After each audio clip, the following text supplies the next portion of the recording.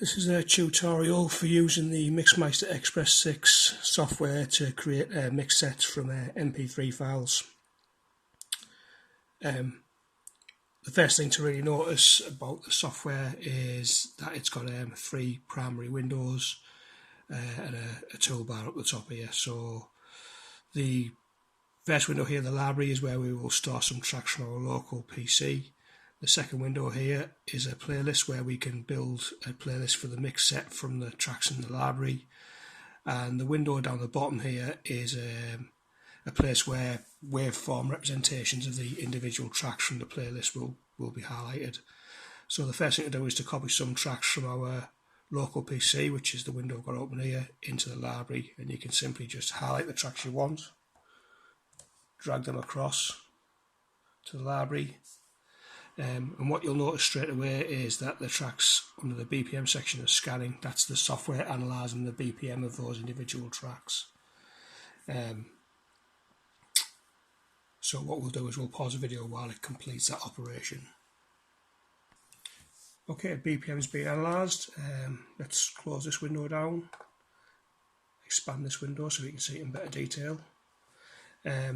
One thing you can do in here is you can actually click on the tracks and preview them. So if I double tap on the top one, it starts playing and you can skip through that track. Or if you want to listen to this track here, you can click on that, skip through that. If you want to stop, just press stop from the playlist toolbar. So you can put as many tracks in here as you want. You've got this search function here, so if you want to limit what track you're looking for, you can do that with simple search terms. The next thing we're going to do is we're going to add some of these tracks to a playlist. So for example, if we take this track, Ooh Lulu, drop it in here, you'll see the track is now here. It's 124 BPM. And that is reflected on the waveform down here. This is the waveform for this track. If we add in a second track, let's take Y by Ludwig and drop that in. What you can see is this one is actually 126 BPM. You probably notice that you can't see the track down here, but if we go to this zoom function and zoom out, you can see the second track has appeared here. Okay, three things about this window here is, first of all, is notice these buttons. You've got a play button, a stop button, previous track, next track. And what that does is that controls what goes on down here. So if we press play, you can see this orange line moving here, which is playing through the track. If you press pause, press play again, it starts moving, press stop, stops the cursor there. Press play again, it plays from that point. If you want to skip to the next track, just skip through, start at the next track. If you want to skip back, you skip back. The second feature, which we can see straight away in this window, is this crossfade in orange here. If you click on this, it gives you different options for crossfading. So we've currently defaulted to crossfade. You can have short beat mix, you can have long beat mix, but my own personal preference is to have no transition when I start a mix, which means that the tracks are completely split out. I'd advise you do that because that gives you a little bit more control over your mix. But the most important feature of this window is actually related to this BPM, because the software allows you to change this BPM to whatever you want. So basically what you can do is you can make this BPM and this BPM exactly the same, and you can do that for all tracks that you might pull into this window. The way you do that, you click on your track, right click, go down to adjust BPM. In the playback BPM you can change that to whatever you want, and then you can do the same for the next track.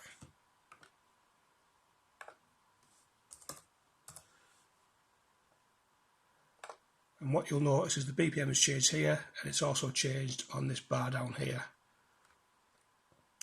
So my advice would be is add all your tracks, change all the BPMs at the same time, and then you don't have to worry about it. You have to do that individually. Regarding the transition though, if we, for example, drop these in, What you can see is this currently is an add transition. This track to this track is crossfade, this track to this track is crossfade. What you can do is you highlight the whole lot. You can change them all to no transition at the same time. But again, the key feature here is highlight the track, right click, adjust playback BPM, make them all the same. And you have to do this individually. But it gives you a good start on your mix because now all the BPMs are exactly the same. It works for 99% of tracks as well.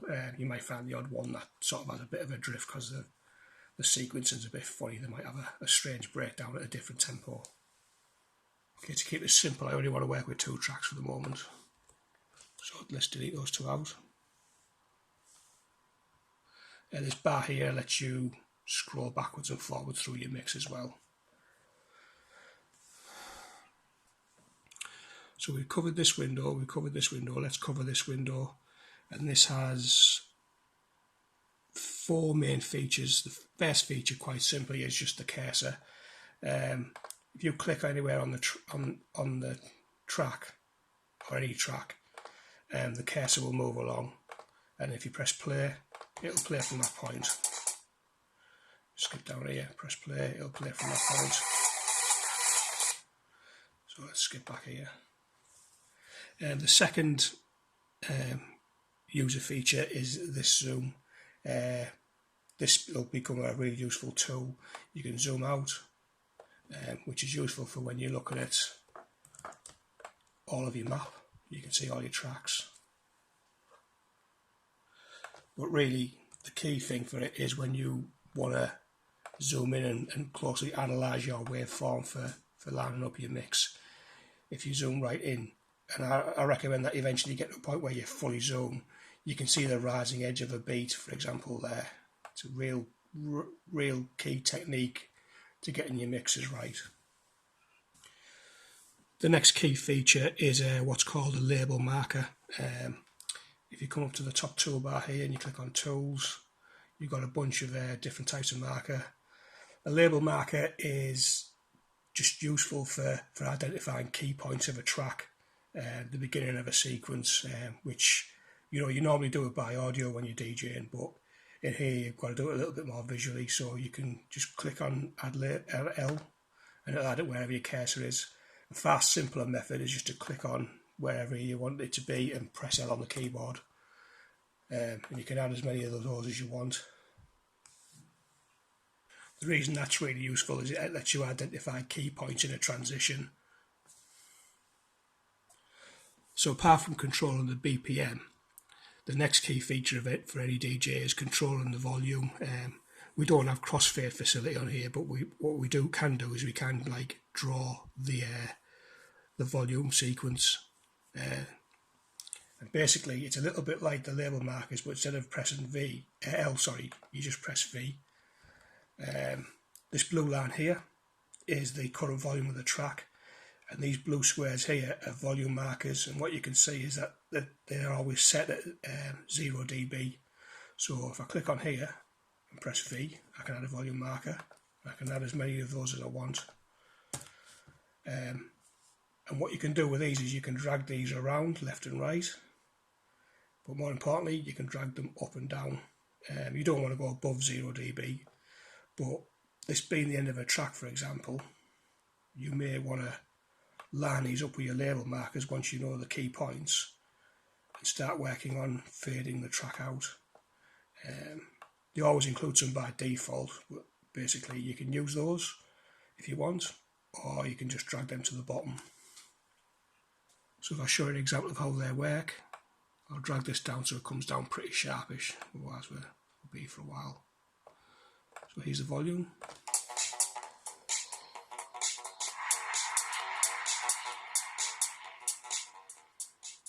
It drops off. So let's reset all that. So when you're doing a mix, you identify your key mix points, and what you can do is you can drag the other waveform to that key point. Use your zoom to zoom in.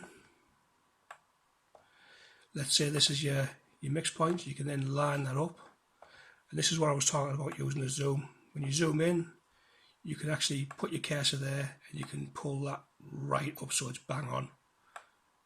And then with your volume markers, you can add them to this track here, as for example.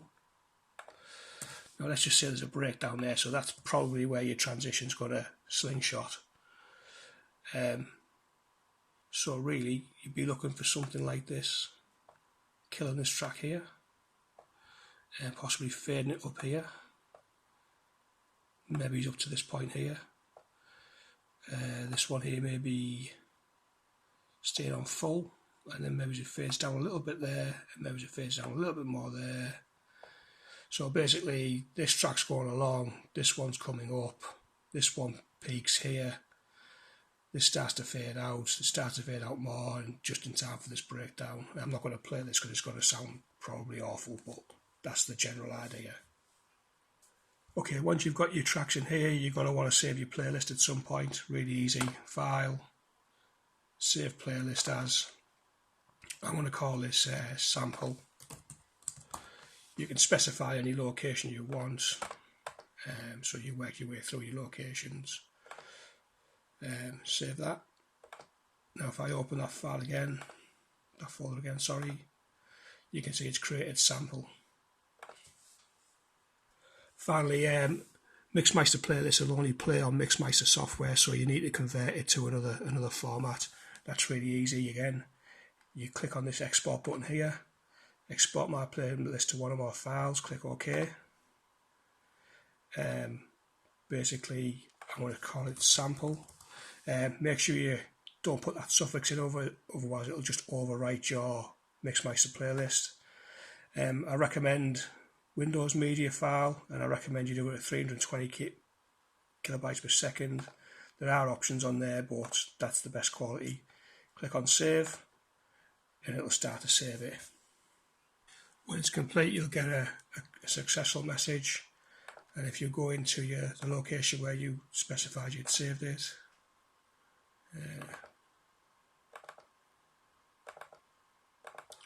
you can see that it's created a Windows media file. If I right click and open that with Windows Media Player, for example, it starts to play. Windows media files are quite big, so you can try and find some conversion software. If I right click, I use a Switch Sound File Converter, free software you can download. Open that bad boy up. You need to learn to use this software, but basically if you highlight it, I've saved it to this location, and my output, it's changing, is MP3. You just click convert and it'll convert it to MP3, which is a smaller file but still high quality. When complete, you get a green tick, so then we can delete that off, shut that down. If we go back to downloads, I usually keep it in a thing called Universal Exports, and there's the, if I do properties, you see it's an MP3 version of it. Yes, there you go, MP3. And that's it. So to summarise, key features. This window here, control the BPM. It's up to you what you do here. I said set it to no transition. Down here, key features are the zoom in and out, label markers, which is just putting your cursor on pressing L, volume markers, putting your cursor on pressing V. That's the key features.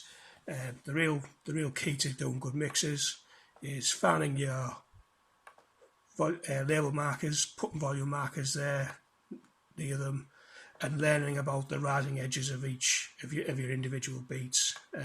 So know your tracks, know your sequences, find the rising edge of the first beat of those sequences, identify them at the end. You know, you could have like up to 8, 6 to 16 on there, gives you a few options, and then you're just dragging this so that the rising edge of on here, the rising edge of this beat is lined up with the rising edge of that beat, and that really is a case of getting used to using that zoom. quite often what I'll do is I'll do that and then I'll skip through the track and then just check that later on my rising edges are still pretty consistent. Adjust accordingly. Okay, hope that helps.